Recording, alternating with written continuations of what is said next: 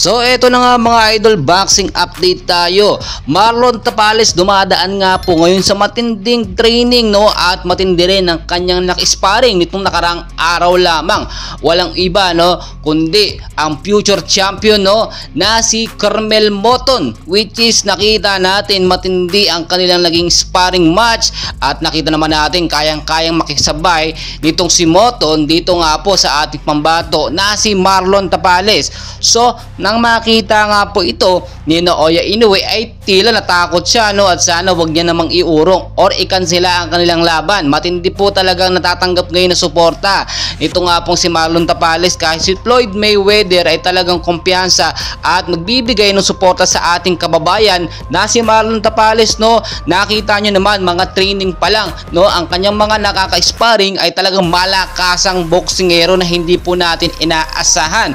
So kung titignan nyo, hindi natin masasabi na itong si Marlon Tapales ay hindi uubra dito nga po kay Naoya Inoue o sa halimaw ng Japan. Dahil sa mga training pa lang nakikita na natin sobrang tindi na.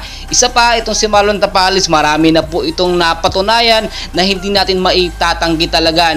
Sa kabilang balita, ito naman po si Casimero Cuadro Alas ay todo pa rin ang pagpapapansin. Gustong-gusto niya kasi sana makaharap or makalaban ito nga po si Naoya Inoue, pero nauna na nga sa listahan ni Inoue itong si Marlon Tapales. So wala na magagawa rito si Casimero.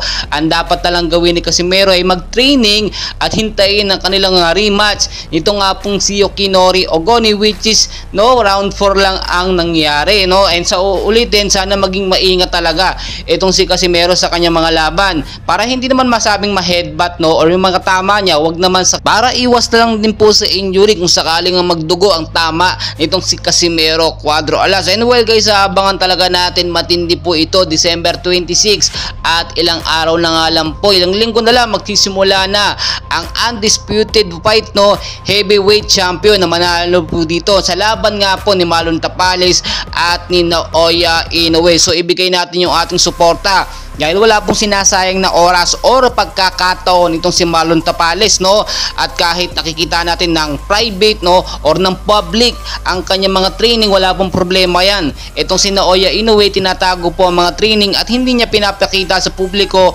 baka nga daw kasi masilip ang kanyang mga training na ginagawa.